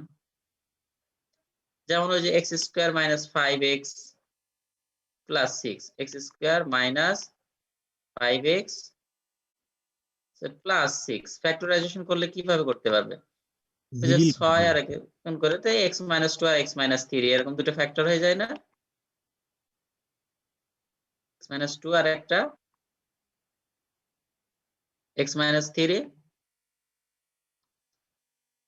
তাই না? তো এরকম ফ্যাক্টর করব। এটা ফ্যাক্টর করার জন্য একটু যাচাই, অনেক সময় বড় টার্ম হলে ফ্যাক্টর করার জন্য যাচাই করার জন্য আবার এমন একটা জিনিস বসাইতে হয় যেটা বসালে পুরোটা শূন্য হয়ে যায়। আসলে এই এত বড় টার্মের ওটা নির্ণয় করা কঠিন। আমি এখানে যেটা করেছি, প্রথমে সবগুলা টার্ম ভেঙে ফেলেছি, এই যে গুণ করে, যেমন p q plus x p q 2y p q p q, তারপর x p square 2y p square 2xy p square, এভাবে গুণ করে সবগুলো টার্ম আলাদা করে ফেলেছি প্রথম কাজে। বুঝা গেল? সেখান থেকে একটা ধারণা নিতে হবে যে আমি এখান থেকে কমন নিয়ে একই টার্ম বানাবো কিনা। যেমন এখান থেকে যদি আমি পি কমন নেই, সবগুলা টার্মে পি আছে, পিটা আগে কমন নিয়ে নিতে হবে। পি কমন নিলে এটা থাকলো। ওকে, তো এটা যখন থাকলো, তখন আমি ওখান থেকে একটা ধারণা নিয়ে নিব যে আমি এখান থেকে কিছু কমন নিলে সবগুলো টার্ম একই হবে কিনা, দুটো দুটো করে কমন নিলে, যেমন পি স্কয়ার কমন নিলে পি মাইনাস এক্স হয়। আর কোন টার্মকে পি মাইনাস এক্স লেখা যায় কিনা, যেমন এখানে একটা পি কমন নিলে পি মাইনাস এক্স লেখা যায়। এটা থেকে এটা পি কমন নিলে পি মাইনাস এক্স লেখা যায়। এটা থেকে এটা পি কমন নিলে পি তো না, পি মাইনাস এক্স হতে হলে 2y কমন নিলে পি মাইনাস এক্স হয়। সো এটা বোঝা যাচ্ছে একটা ফ্যাক্টর এভাবে করা যাবে। তো আমি এখানে করে দিয়েছি এরকম, প্রথমে পি মাইনাস এক্স পেলাম, তো সবগুলো তো একবারে পারবে না, বাদ বাকিগুলো নিয়ে আরেকটা হলো। এখান থেকে তাকে দুটো দুটো করে নিয়ে, যেমন পি কমন নিলে P minus 2y minus 1 common P minus 2y, তাহলে আলটিমেটলি এখানে তিনটা ফ্যাক্টর আর চারটা ফ্যাক্টর হয়ে গেল। এই প্রবলেমটা একটু ডিফিকাল্ট হয়ে যায়, ফ্যাক্টর করা আসলে খুব একটা সহজ কাজও না। 2-3টা টার্ম থাকলে সহজ কাজ, কিন্তু এখানে ফ্যাক্টর হয়ে গেছে অনেকগুলা, একটা ফ্যাক্টর, দুটা ফ্যাক্টর, তিনটা ফ্যাক্টর, চারটা ফ্যাক্টর, বড় হলে একটু ডিফিকাল্ট হয়ে যায়। তো যাই হোক, এই কাজটা তোমাদের করতে হবে। আমি এখানে তোমাদের জন্য দুটা প্রবলেম দিয়েছি মনে হয়, দুটা না কয়টা, ওই কয়টা দেখলেই হবে, বেশি দেখার দরকার নেই। সো ওটা নিয়ে পাবে। এখানে মানে ফ্যাক্টর করা প্রবলেম মানে একটাই দিয়েছি, এটা আরো ভালো। ওকে, তাহলে এই প্রবলেমটাই দেখবে। এখানে পৃথক পৃথক ভাবে p = 0 লেখা যায়, p - x = 0 লেখা যায়, p - 2y = 0 লেখা যায়, p - 1 = 0 লেখা যায়। ক্লিয়ার? p মানে কিন্তু dydx, dydx = 0, dydx - x = 0, dydx - 2y = 0, dydx - 1 = 0। আলাদা আলাদা অনেকগুলা ফার্স্ট অর্ডার ডিফারেনশিয়াল ইকুয়েশন হয়ে গেছে না, যেগুলো সব ফার্স্ট ডিগ্রি, মানে যা সলভ করেছে সেই সব হয়ে গেছে না? দেখো তো এগুলা। জি স্যার। ছোট ছোট ছোট ছোট হয়ে গেছে। প্রথমটা সলভ করলে কি y ইকুয়াল টু কনস্ট্যান্ট হবে না, এটা সলভ করলে, এটা ইন্টিগ্রেট করলে কি হয়, y equal to constant. Okay, G sir. পরেরটা করলে কি হবে, x dy equal to x dx হবে, যদি একটু সাজিয়ে লেখো dy ইকুয়াল টু x হবে, x dx এরকম ভাবে লেখা যাবে। তাহলে y equal to x plus c, তাই হবে না অন্য কিছু হবে, dx দ্বারা গুণ করলে dy x dx, তাহলে কি হবে x square by 2 plus c, y equal to x square, y equal to কি হবে x square by 2 plus c হবে, এটা না?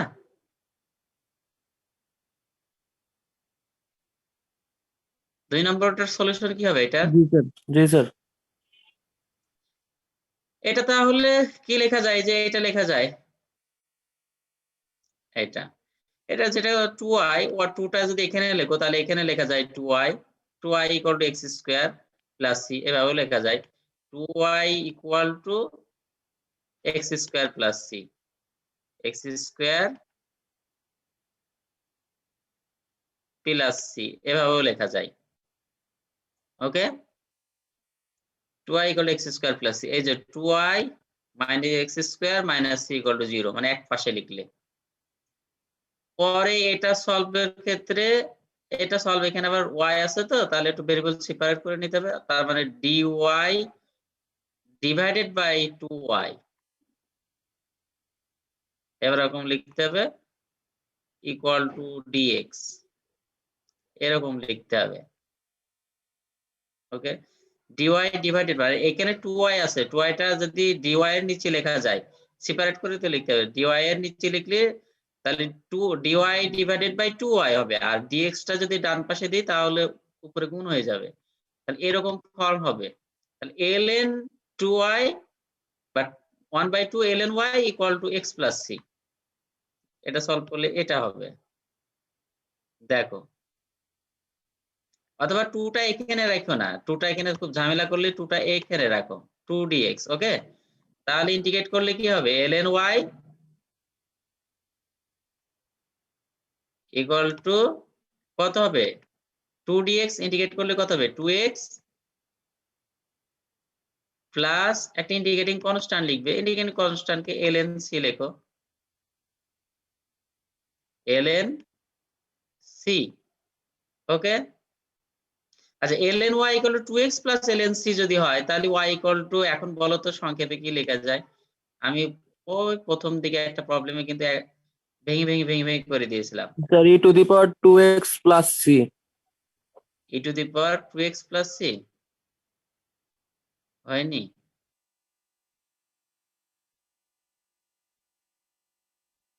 ওই ln y, আমি আরেকবার দেখো, ln y equal two 2x যে টার্মটা, সেটাও যদি ln আকারে লেখো তাহলে ln e to the power 2x লেখা যায় তো, তাই না? জি স্যার। আর একটা তো plus ln c, plus ln c, দুটো ln যদি একটা ln এ লেখো তাহলে কি লেখা যায়?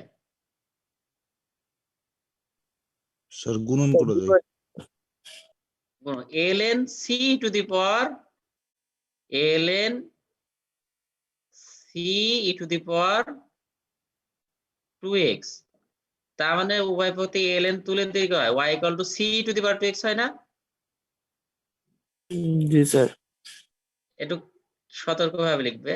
তো তোমরা মনে রাখবে, যদি কোনো টার্মে ln না থাকে আর আমি যদি ওইভাবে লিখতে চাই, সেই টার্মটা e টু দি পাওয়ার কল্পনা করবে, এই টার্মটাতে দেখো ln নাই, ওই টার্মটাকে e টু দি পাওয়ার কল্পনা করবে, আর এগুলো একাধিক টার্ম থাকলে তো গুণ আকারে লিখবে, তাহলে c e to the power 2x লিখবে। এই যে এটা y minus c two the power 2x equal to 0, একটা সলিউশন। আমি সবগুলো বাম পাশে নিয়ে এসেছি, ডান পাশে রাখিনি, এই পাশ থেকে এই পাশে নিয়ে এসেছি। আর এটা খুব সহজ হবে, 1 কনস্ট্যান্ট 1 আছে, dy equal to dx, dy equal to dx, এই dx দ্বারা যদি আমি গুণ করে দিই তাহলে dy ইকুয়াল dx না, dy ইকুয়াল dx হলে কি হয়, ইন্ডিকেট করলে dy equal dx sir y সমান x প্লাস c, y জি equal sir to x plus c, তার মানে y minus x minus c equal 0। Okay, ছোট ছোট সলিউশন কিন্তু, বেশি বড় বড় না, বোঝা গেছে? এগুলার জন্য ওই সর্বোচ্চ ভেরিয়েবল সেপারেবল ছাড়া আর বড় কোনো ফর্মুলা লাগবে না, এরকম যতগুলাই আছে বইতে। আমি তো একটাই দিয়েছি দেখছি এখানে। তো এইটা এইরকম first order but not first degree সলিউশনের নিয়ম হলো, এখানে আমি কোনো থিওরেম সেট করিনি, ডাইরেক্টলি একটা প্রবলেম দিয়েছি, মানে শুধু ইন্ট্রোডিউস করার জন্য, তোমাদের সাথে পরিচিত করার জন্য এটা দিয়েছি। এটা সলভের নিয়ম হলো এরকম ফ্যাক্টরাইজেশন করে পৃথক পৃথক ভাবে সলভ করা, সবগুলা দিয়ে এই সবগুলা ফ্যাক্টরের গুণফল সমান 0, এটাই হলো সলিউশন। একটা না, দুটা দিয়েছে এখানে, বোঝা যাচ্ছে সলিউশনটা, বোঝা গেছে? ছোট ছোট ছোট ছোট এরকম ইকুয়েশন তৈরি করে পৃথক পৃথক ভাবে সলভ করে সবগুলা ফ্যাক্টরের গুণফলটাই হবে সলিউশন। প্রথম ফ্যাক্টর, এটা 2 নম্বর সলিউশন, দুটো ফ্যাক্টর, এটা একটা ফ্যাক্টর, এটা একটা ফ্যাক্টর, একটাই কনস্ট্যান্ট হবে, কনস্ট্যান্ট C1 C2 C3 দেওয়া যাবে না, কারণ এটা থিওরেম আছে, থিওরেম থেকে একটাই কনস্ট্যান্ট হবে। আর first order differential equation solve করলে তো একটাই কনস্ট্যান্ট হবে। এই এটা হলো সলিউশন। এটা কিন্তু থিওরেম তোমাদের দেয়নি, আগের যেমন প্রত্যেকটার সলভের জন্য থিওরেম দিয়েছি, এটার জন্য দেয়নি, সো এটা বুঝতে পারবে না যে আসলে এভাবে লিখবো কি করে, এরকম করে কিভাবে লেখা গেল। এই প্রশ্নের উত্তর কিন্তু আপাতত দেয়া যাবে না, হ্যাঁ, কারণ থিওরেমটা যেহেতু তোমাদেরকে দেখানো হয়নি। বোঝা গেল? তো তোমাদের থিওরেম যে সবটাই লাগবে তা না, তোমাদের কিছু ম্যাথ শেখার জন্যই আসলে আমরা দিচ্ছি, সবগুলা থিওরেম পড়াতে গেলে আমাদের সময় সাপেক্ষে। বোঝা তো যাচ্ছে তাই না? ছোট ছোট করে এরকম ফ্যাক্টর করে ছোট ছোট করে সলভ করে সবগুলা ফ্যাক্টরে গুণ করলে এটা সলিউশন হয়ে যাবে। ক্লিয়ার? বোঝা গেছে? জি স্যার। আমাদের এখন অনেক থিওরেম আছে, তোমাদেরকে পড়াবো, তো সবগুলার প্রুফ আমি দেইনি, উইদাউট প্রুফ বলে দু একটা লিখে রেখেছি, কারণ সবগুলা পড়ানোর অ্যাবিলিটি বা সময় কোনোটাই নাই, এজন্য রেখে দিয়েছি। যাই হোক, এটা একটা, এটার দেখো ফ্যাক্টরাইজেশন আমি করে দিয়েছি, দুটো প্রবলেম দিয়েছি, ছোট ছোট, একটা দুটা তিনটা হলো, এই একটা, এই একটা, এই একটা, তিনটার সলভের সময় এটা তো খুব সহজে সলভ হয়ে যাবে, এটাও ভেরিয়েবল সেপারেট হয়ে আছে, সলভ হয়ে যাবে। এইটার ক্ষেত্রে dy by y square, dy by এই লাস্টেরটা dy by y square equal dx, এভাবে লিখবে লাস্টেরটা, তাহলে তো তিনটাই সলভ সহজ হয়ে যাবে। তিনটা সলভ করে আমি এখানে করে দিয়েছি। লাস্টেরটা হবে শুধুমাত্র dy by y square equal dx হবে লাস্টেরটা, আর আগের গুলা তো একদম সহজে সলভ হয়ে যাবে। এটা লাস্টেরটা, তবুও ইন্টিগ্রেট করলে এটা মাইনাস 1 বাই y হবে, এদিকে হবে x প্লাস c, এই তো সলভ হয়ে গেল আর কি। আমি করেছি কি, এই y দ্বারা গুণ করে দিয়েছি y পক্ষে, তাহলে yx প্লাস cy হয় না, এই যে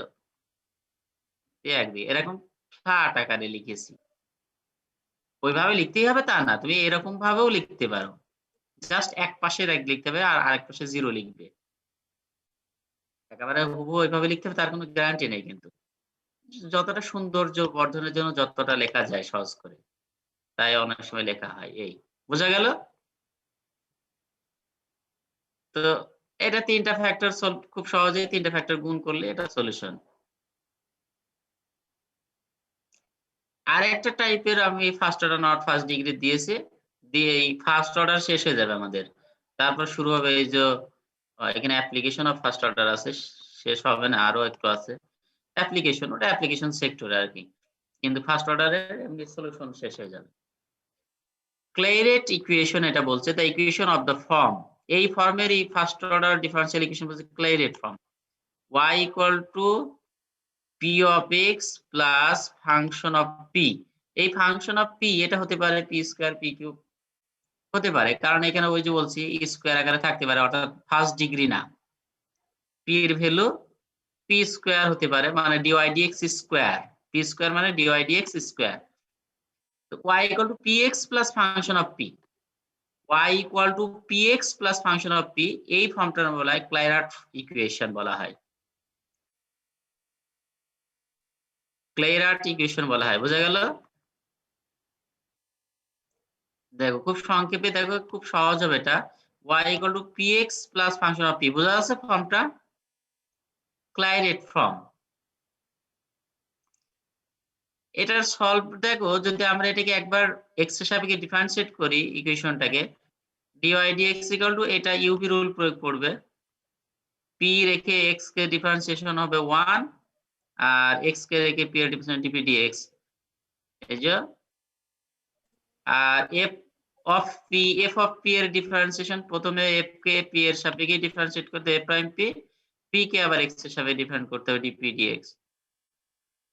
তো dy dx এর নাম তো আবারও p লেখা যায়, p equal to p plus x dp dx। এটা এখান থেকে দুইটা p যদি আমি কেটে বাদ দিয়ে দিই, দুই পাশেই আছে তো, ডান পাশে বাম পাশে সমান চিহ্ন, বাদ দিয়ে দিতে পারি, শুধু দুটো টার্ম থাকলো। এখান থেকে dp dx যদি কমন নেই তাহলে এটা সমান 0। আমরা এখান থেকে দুটো লিখতে পারি, হয় dp dx ইকুয়াল টু 0 লিখতে পারি, অথবা এই ফ্যাক্টর ইকুয়াল টু 0। তো এই ফ্যাক্টরটা যদি নেগলেক্ট করি তাহলে এই ফ্যাক্টরটা সমান 0। এই ফ্যাক্টরটা সমান যদি একে যদি ইন্টিগ্রেট করি উইথ রেসপেক্ট টু x, তাহলে p equal to constant. p equal to constant, তার মানে p এর জায়গায় c বসাই দিতে পারি, এই অরিজিনাল ইকুয়েশন এখানে c বসাই দিতে পারি, ফাংশন অফ c। এটাই হলো ক্লাইরাট ইকুয়েশনের সলিউশন। একেবারে এক লাইনে পরবর্তী অঙ্ক দেখো আমরা লিখে দেব, শুধু ফর্মটা চিনতে পারলেই ক্লাইরাটের সলিউশনটা এত সহজ। p ইকুয়াল টু c, আমরা লাস্ট একটা কনক্লুশন পেলাম p ইকুয়াল টু c। যদি p equal to c original ইকুয়েশনে বসিয়ে দিই তাহলে এটা হলো সলিউশন ফর ক্লাইরাট ইকুয়েশন। দেখো আমি কি লিখেছি, solve the equation px minus y plus pq equal to এত। এটাকে একটু সাজিয়ে লিখেছি, this is Clairaut form. y equal to px plus function of p, এখানে ফাংশন অফ p আছে, m হলো কনস্ট্যান্ট, তার মানে that means function of p। তো যেহেতু এখানে Clairaut equation, this equation is Clairaut type equation, so the solution is p এর জায়গায় c বসাই দিয়েছি, এটাই সলিউশন। ক্লাইরাট ইকুয়েশনের চিনতে পারলি এটাই হলো ক্লাইরাট ইকুয়েশনের সলিউশন, একদম সহজ। মূল ইকুয়েশনে p যেখানে যেখানে আছে সেখানে সেখানে c বসাই দিব, তাহলে ক্লাইরাট ইকুয়েশনের সলিউশন হয়ে যাবে। আমার কথা বোঝা যাচ্ছে? ক্লাইরাট যে ইকুয়েশন, সেই ইকুয়েশনের সলিউশন হলো p এর জায়গায় c বসালেই সলিউশন হয়ে যাবে। শুধু চিনতে হবে ইকুয়েশনটা ক্লাইরাট টাইপ কিনা, বোঝা গেল? জি স্যার।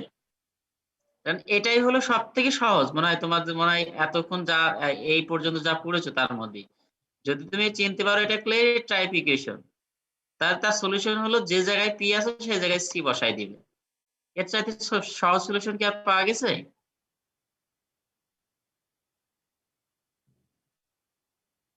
না স্যার। এই তো যাই হোক, আমরা এই ফার্স্ট অর্ডার ডিফারেন্সিয়াল ইকুয়েশন শেষের এগুলো একটু দ্রুত শেষ করলাম। তোমরা দেখলে বুঝতে পারবে, এটা দ্রুত বললেও আমি দুটা তিনটা প্রবলেম এখানে দিয়েছি। ক্লাইরাটটা আরেকবার দেখবা কি করেছি। তো এটা হলো আমাদের ফার্স্ট অর্ডার ডিফারেন্সিয়াল ইকুয়েশনস শেষ হয়ে এলো। আমাদের এখানে আমি তোমাদের জন্য কয়েকটা অ্যাপ্লিকেশন দিয়েছি, একটা মেকানিক্যাল অ্যাপ্লিকেশন। প্রথম অ্যাপ্লিকেশনটা তোমাদেরকে দিব না, মেকানিক্যাল ডিপার্টমেন্টকে আমি পড়াই। সেকেন্ডটা তোমাদের পড়ানো যেতে পারে, মেকানিক্যালের সাথেই সম্পর্ক, a body of temperature eighty refill, তবে এটা সাধারণত অনেক সময় সবার জন্য প্রয়োজন পড়তে পারে। সাপোজ তুমি ফুড সংরক্ষণ করবে, সেই রুমের টেম্পারেচার নিয়ে কিছু হিসাব নিকাশ পড়ানো যেতে পারে তোমাদের। তারপরে একটা আছে পপুলেশন দিয়ে, এখানে পড়ানো আছে প্রবলেম থিওরি, কিন্তু এটা যে কোনো পপুলেশন হতে পারে, মানুষের পপুলেশন হতে পারে, ব্যাকটেরিয়ার পপুলেশন দিয়ে হতে পারে, হতে পারে সেটা হচ্ছে অন্য যে কোনো জীবাণু যা খাদ্যদ্রব্যকে পচনশীল করে তোলে, তাদের পপুলেশন স্টাডি হতে পারে। সো এটা অর্থাৎ প্রবলেম 3 টা তোমাদেরকে পড়াবো। প্রবলেম 4 একটা আছে যেটা মিক্সচার প্রবলেম, সেটা তোমাদের পড়াবো। এটা মূলতই তোমাদের ডিপার্টমেন্টের জন্য আরকি, কেমিক্যাল অ্যান্ড ফুড প্রসেসিং এর জন্য। এটা আমি অনেক জায়গায় ইন্টারনেটে সার্চ দিছি, application of first order differential equation for chemical and food processing. তো ওরা এই প্রবলেম গুলা দেখায়। মূলত ওখান থেকেই প্রবলেম, যেহেতু এই বই এটা কিন্তু এস.এল. রসের বইতে আছে। আমি যে বই তোমাদেরকে রেফারেন্স দিয়েছি সেই বইতেই আছে।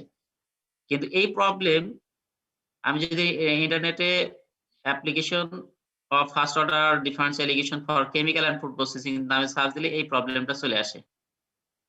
সো দ্যাট মিনস এই প্রবলেম তোমাদের জন্য। ওকে, এটা তোমাদের জন্য পড়াবো। এটা একটা ছোটখাটো অ্যাপ্লিকেশন টাইপের মিক্সচার প্রবলেম। যখন পড়াবো তখন তোমাদের এটা ধারণা হবে। এটা হলে আমাদের ফার্স্ট অর্ডারের অ্যাপ্লিকেশন সহ শেষ হবে। আমি অ্যাপ্লিকেশন খুব একটা পড়াবো না, তোমাদের আমি ম্যাথ শেখাবো। তারপর তোমরা যখন প্র্যাকটিক্যালে যেখানে প্রয়োজন পড়বে সেখানে ব্যবহার করবে। আমার কাজ হলো ম্যাথ শেখানো শুধু। তারপরে আমাদের আরেকটা হায়ার অর্ডার থাকবে। হায়ার অর্ডারের তোমাদের অ্যাপ্লিকেশন আমি শেখাবো না, জাস্ট অল্প কিছু প্রবলেম পড়াবো, খুব বেশি না। তবে হায়ার অর্ডারের অ্যাপ্লিকেশন বহু আছে, যেটা আমি পড়িয়ে থাকি মেকানিক্যাল ডিপার্টমেন্টে। ওদের আমার এখানে অ্যাপ্লিকেশনটা এখানে লিখতে বাকি আছে অবশ্য এখনো।